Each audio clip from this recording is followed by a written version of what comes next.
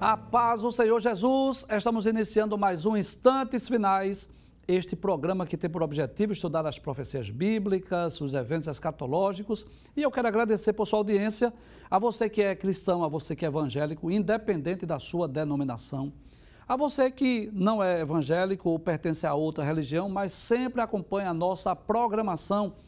Que Deus te abençoe, que as bênçãos de Deus continuem sendo derramadas sobre você e sobre toda a sua família. Eu gostaria que você divulgasse a nossa programação para os seus familiares e amigos. Você pode assistir não só os Instantes Finais, mas toda a programação da Rede Brasil, de qualquer lugar do Brasil e do mundo, pelo YouTube, em dois canais, Rede Brasil Oficial e IEADP Oficial, ou pelo site www.iadpplay.org.br. Se você deseja entrar em contato conosco, enviar a sua mensagem, a sua pergunta, anote o número do WhatsApp do programa, 994661010. Se você está acompanhando os Instantes Finais diariamente, você sabe que nós estamos estudando o capítulo 4 do livro do Apocalipse, que descreve a visão do trono da majestade divina, não é? Está aí essa imagem belíssima, claro, uma imagem meramente ilustrativa, né? Só para você ter uma ideia daquilo que João viu. Eu disse no programa anterior que esse capítulo 4 é um dos mais extraordinários do livro do Apocalipse, né? Existem 4 que me chamam muito a atenção. Capítulo 1, que é a ocasião em que Jesus aparece a João lá na ilha de Patmos, aparece ali no meio dos 7 castiçais. O capítulo 4, que é esse aí que nós estamos estudando, a visão do trono da majestade divina, e os capítulos 21 e 22, que são os últimos capítulos do livro, que trata sobre o novo céu, a nova terra e a nova Jerusalém. Dos 22 capítulos, estes são os que eu considero aqueles que são mais extraordinários. Hoje nós vamos dar continuidade ao estudo do capítulo 4, mas antes nós vamos relembrar, vamos recapitular o que vimos, para reforçar o aprendizado, né? Então, vamos ver os primeiros versículos. Bem, nós vimos ontem, né, o versículo primeiro que João diz assim, depois dessas coisas, ou seja, depois que ele registrou, ele escreveu aquelas 7 cartas às igrejas da Ásia, ele disse que estava aberta aí uma porta lá no céu. Está aí essa imagem para, é claro, meramente ilustrativa para você ter uma ideia daquela visão que João viu.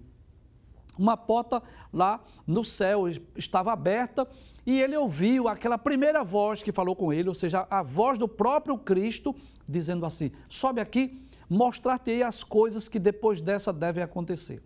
Então, nós vimos no programa anterior que agora o cenário muda. No capítulo 1, 2 e 3, João estava na terra, lá na ilha de Patmos. Agora, no capítulo 4, muda o cenário, né? A visão agora, João agora é transportado para ver o que estaria ocorrendo lá no céu. O versículo 2 nós também estudamos no programa anterior, e João disse que foi arrebatado em espírito, nós explicamos ontem. Foi uma experiência semelhante à do apóstolo Paulo, que está no segundo livro, na segunda carta aos Coríntios, capítulo 12, e também o próprio João teve uma experiência semelhante no capítulo 1. O arrebatamento de espírito é aquela ocasião em que alma e espírito saem do corpo e o corpo fica lá como que em estado de coma ou de um sono profundo. E João, quando foi arrebatado em espírito, ele disse que eis que um trono estava lá do céu. E nós falamos ontem, no programa anterior, que isso mostra a soberania de Deus. Deus está assentado sobre o trono. Embora aqui na terra, nos dias de João, quem estivesse dominando o mundo era o Império Romano, eram os imperadores romanos, politicamente falando, mas de forma divina, soberana, estava o próprio Deus. Nós, inclusive, dissemos ontem que quando a Bíblia fala de trono, não está se referindo necessariamente a uma cadeira onde se sentam os reis. Não, não é só isso, não.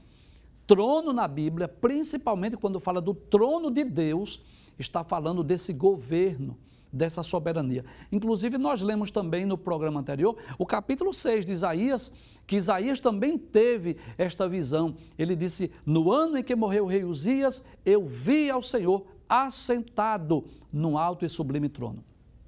E a mensagem principal desse capítulo é essa. Deus está no governo de todas as coisas. O homem pode perder o controle de alguma situação, mas Deus jamais, porque Ele é soberano e está reinando, governando e dominando sobre tudo e sobre todos. E estudamos também o versículo 3, foi o último versículo que nós estudamos ontem, que João, quando viu, ele não pôde descrever a pessoa de Deus, porque Deus é simplesmente indescritível. Mas ele pôde descrever pelo menos a glória, o esplendor, a majestade de Deus. Ele disse que a aparência daquele que estava sentado no trono, ele comparou a pedras preciosas, a pedra de jaspe, a pedra de sardônica, e disse que havia um arco celeste ao redor do trono. Agora, esse arco celeste era semelhante a uma esmeralda. E nós dissemos também que esse arco celeste, pode voltar à tela, por favor, tomando por base o capítulo 9, traz para cá, por favor, a tela, tomando por base o capítulo 9 do livro de Gênesis. Este arco aparece a primeira vez quando, depois do dilúvio, Deus faz um pacto, uma aliança com Noé, e Deus prometeu nunca mais destruir a terra com as águas do dilúvio. Então, este arco celeste aí mostra exatamente que quem está assentado no trono é o Deus da aliança, o Deus que fez um pacto, uma aliança com os homens. Hoje nós vamos dar continuidade ao estudo desse capítulo maravilhoso e vamos estudar a partir do versículo de número 4. Veja o que diz o texto. E ao redor do trono havia 24 tronos. Então observe que João viu não apenas o trono de Deus, mas ele viu também 24 tronos. Pode trazer a imagem, por favor? 24 tronos que estavam ao redor do trono da majestade divina. Então, além do trono de Deus, que estava ali como que no centro, havia 12 tronos de cada lado. Mostra a imagem aberta aí para que os telespectadores vejam muito bem. Então, foi mais ou menos esta a visão, essa imagem que João disse que ao redor do trono estava ali aqueles 24 tronos. Mas esses tronos não estavam vazios. Veja o que ele diz. E vi assentados sobre os tronos 24 anciãos vestidos de vestes brancas. Então, esses 24 anciãos, eles aparecem frequentemente no livro do Apocalipse.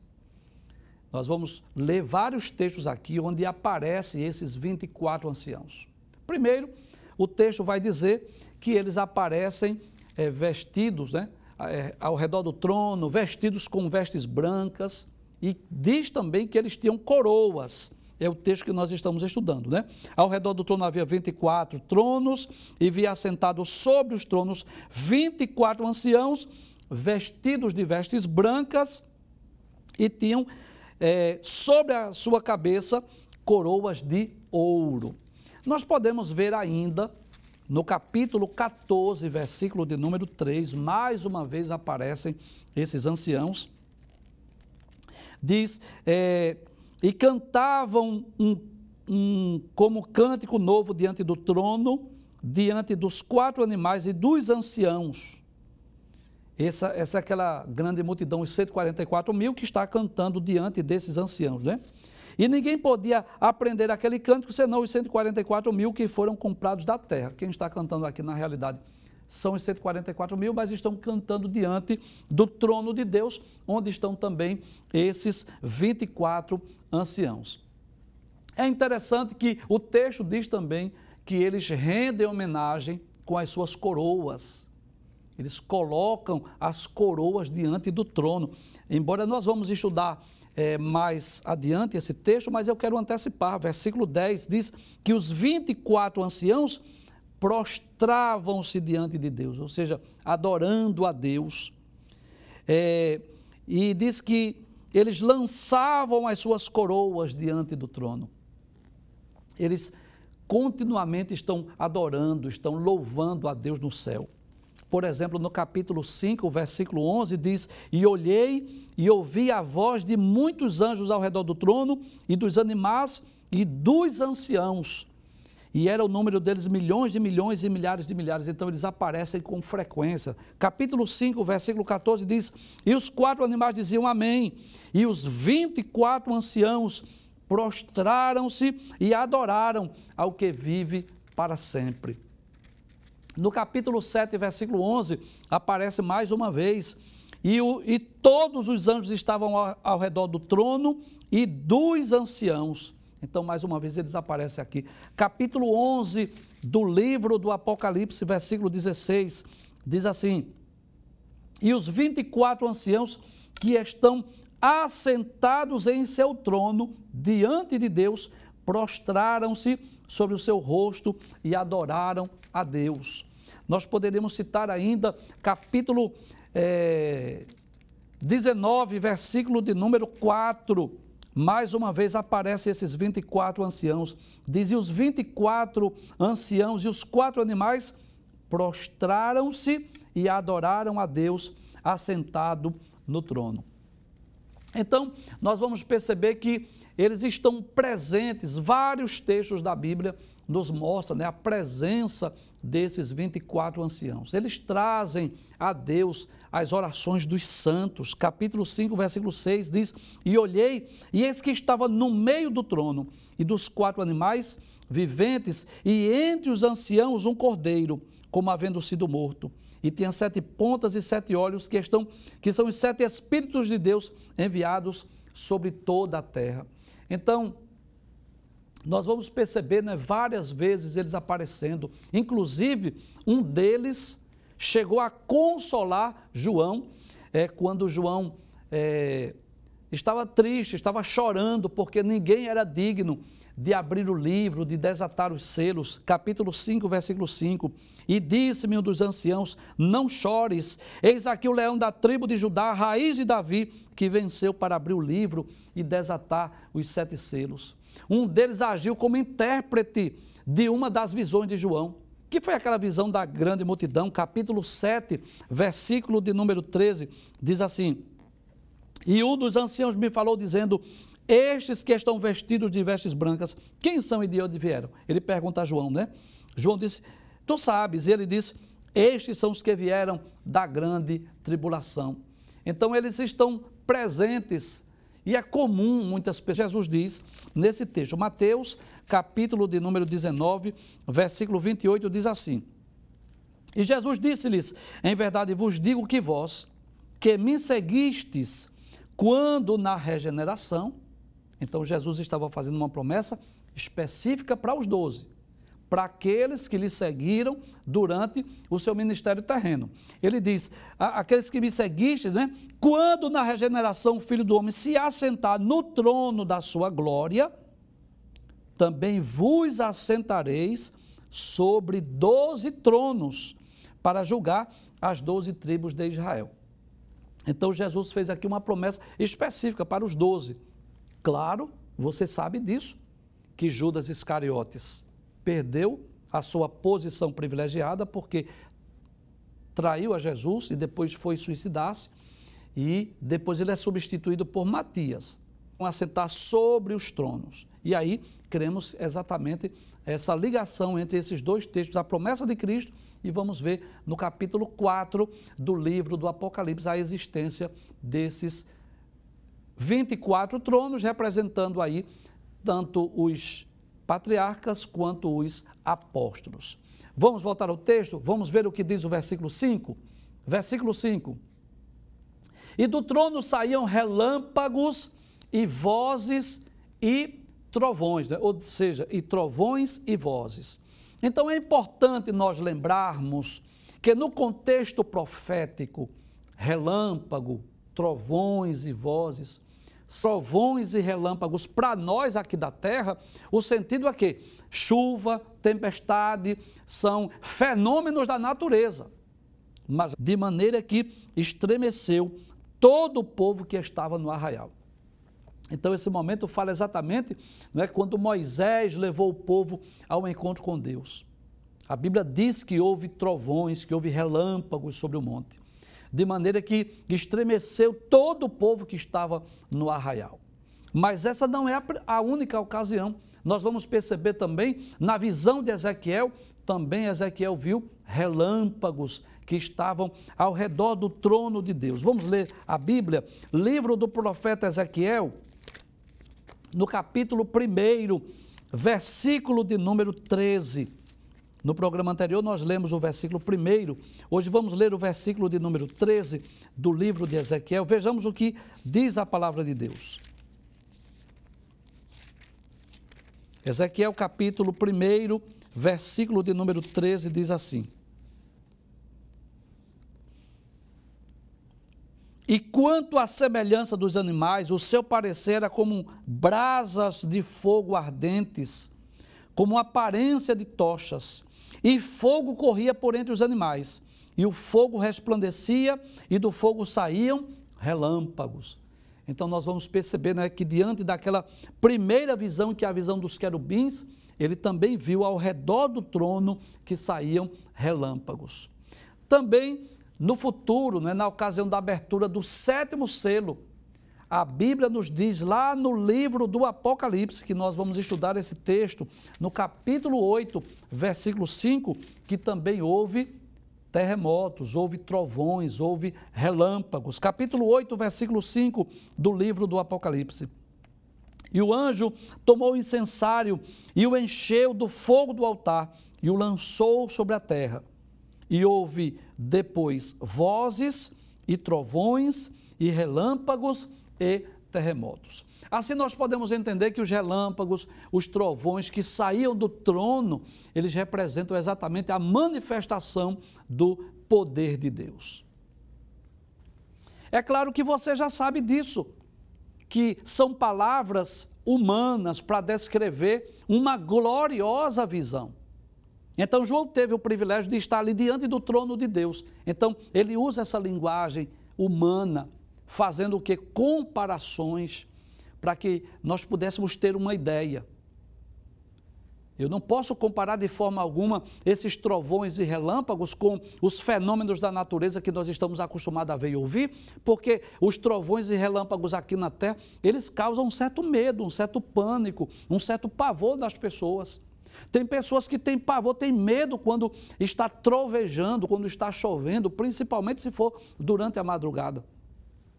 Mas eu diria que são palavras humanas para descrever a gloriosa manifestação de Deus.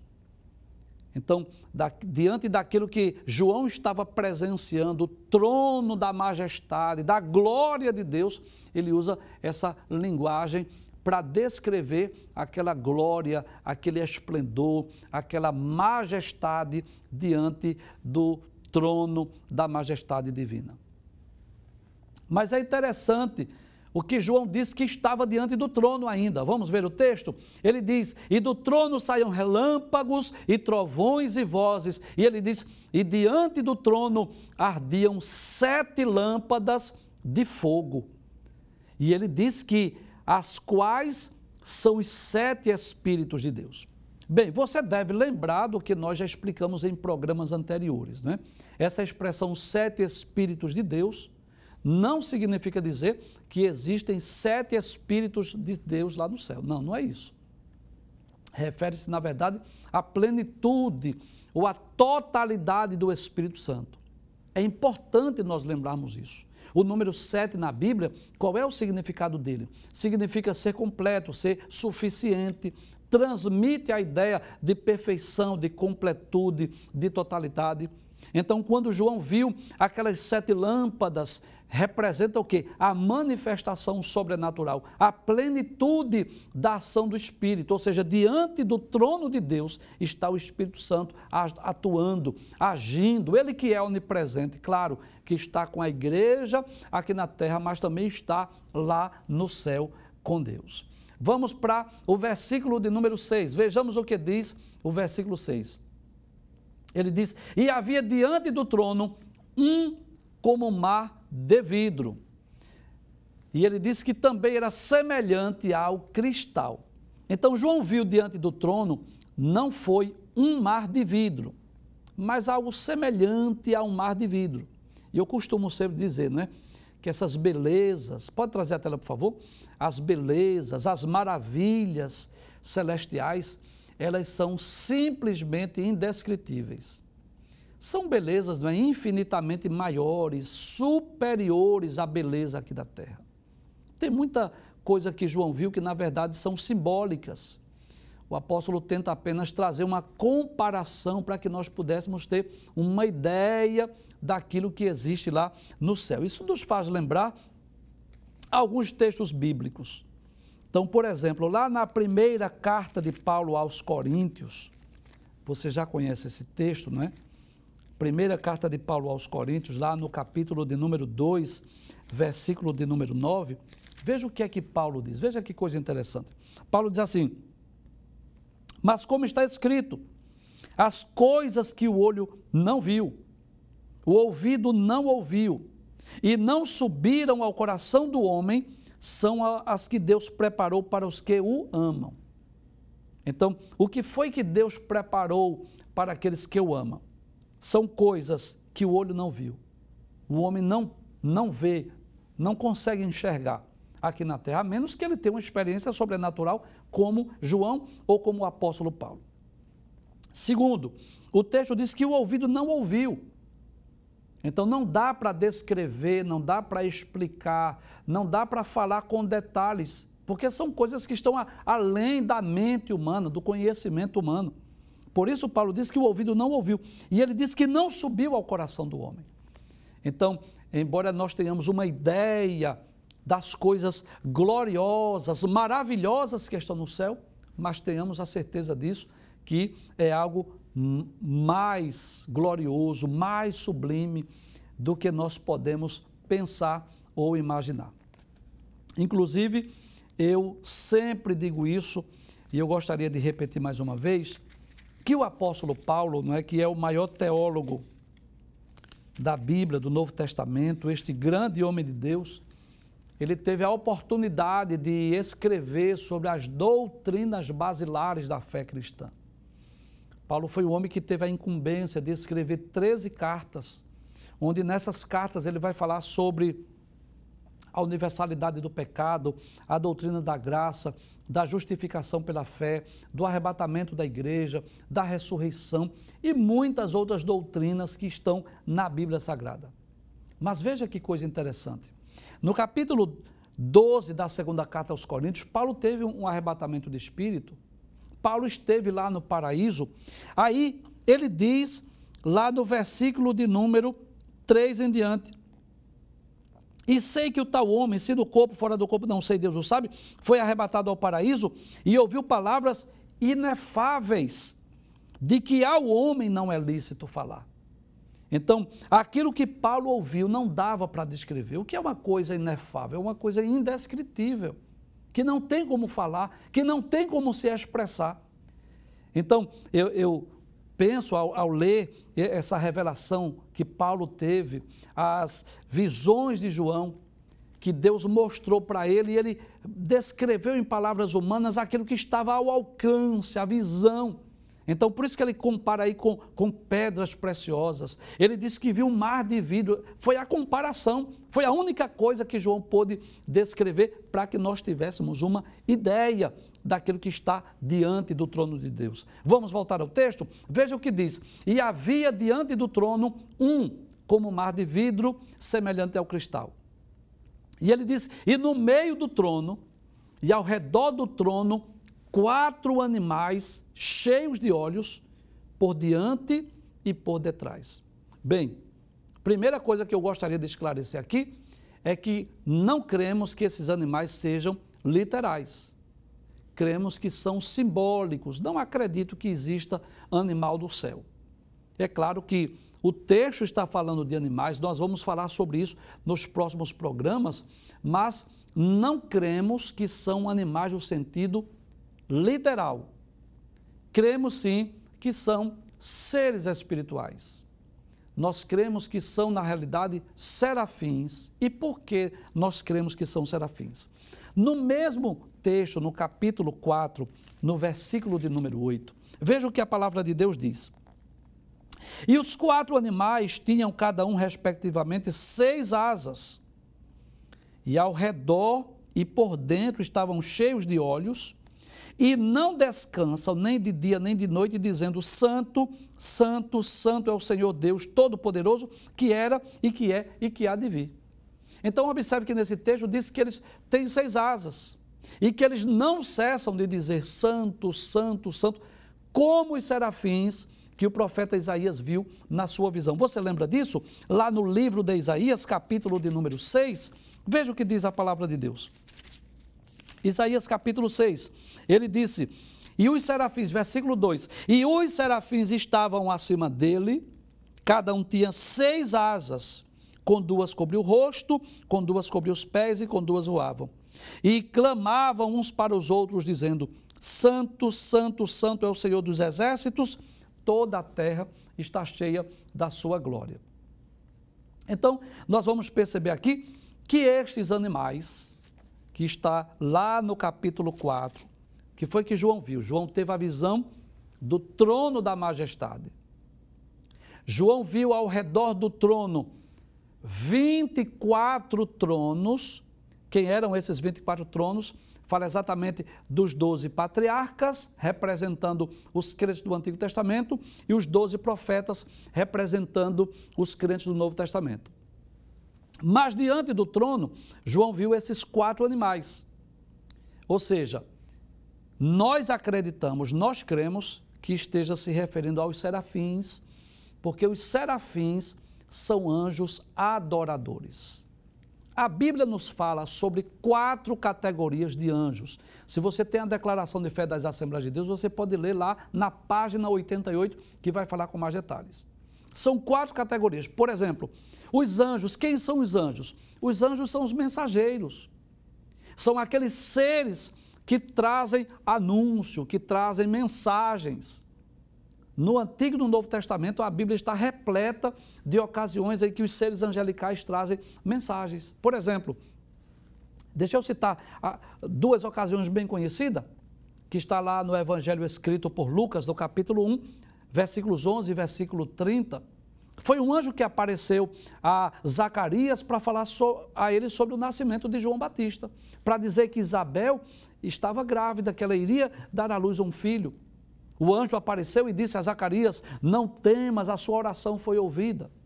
Foi um anjo, o anjo Gabriel, que apareceu à Virgem Maria para dizer que ela estava grávida, que ela era bendita entre as mulheres, que ela foi escolhida para ser a mãe do Salvador. Então, embora que os anjos apareçam também muitas vezes executando juízo, dando livramentos, mas a principal missão dos anjos são exatamente mensageiros, até porque a palavra anjo, né, do hebraico malak, do grego ângelos, significa exatamente mensageiro. Existem também os arcanjos, e os arcanjos são aqueles anjos guerreiros. Vamos ver 2 textos que mostram isso. Por exemplo, lá no livro do profeta Daniel, capítulo de número 12, vai aparecer aí um arcanjo bem conhecido, que é o arcanjo Miguel, que não pode ser comparado com Cristo, né? Tem um grupo religioso aí que diz que o arcanjo Miguel é o próprio Cristo. Não pode ser. Jesus é eterno, Jesus é criador, o arcanjo Miguel é uma criatura. Capítulo 12 de Daniel, versículo 1. E naquele tempo se levantará Miguel, o grande príncipe que se levanta pelos filhos do teu povo.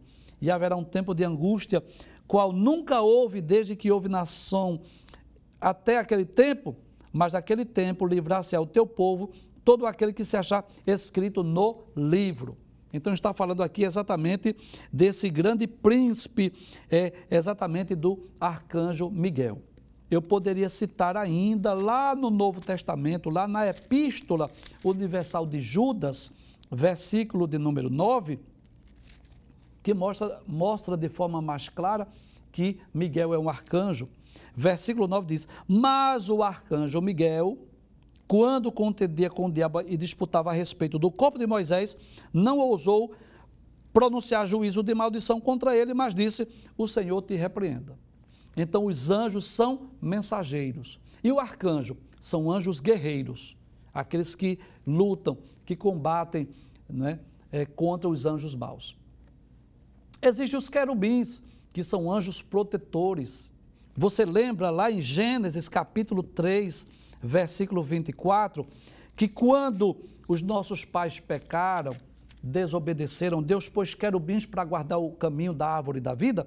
Gênesis capítulo 3, versículo 24 diz: e havendo lançado fora o homem, pôs querubins ao oriente do jardim do Éden e uma espada inflamada que andava ao redor para guardar o caminho da árvore da vida.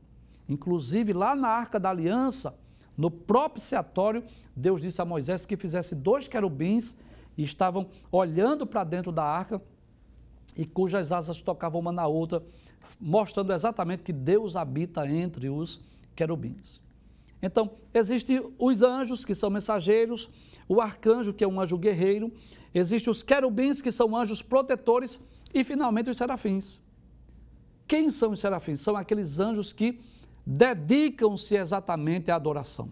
Então, nós já citamos aí o texto lá de Isaías capítulo 6.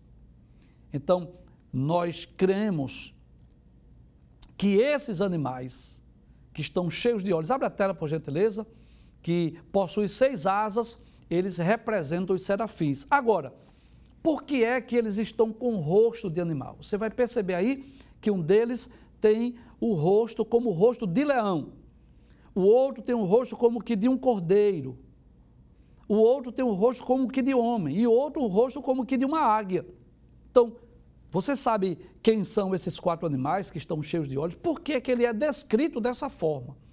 Porque eles não são iguais, porque eles têm uma aparência diferente. Bem, se você deseja saber, não perca o próximo programa, porque, se Deus permitir, nós vamos dar continuidade ao estudo do capítulo de número 4. Não vou explicar hoje, porque não daria tempo de explicar. Então, nós vamos dar uma pausa por hoje, mas se Deus permitir, no próximo programa, nós vamos dar continuidade a partir do versículo de número 7, onde descreve com mais detalhes o que são esses animais, porque eles têm rosto de leão, rosto de um cordeiro, rosto de um homem, rosto de águia. Nós vamos entender isso no próximo programa.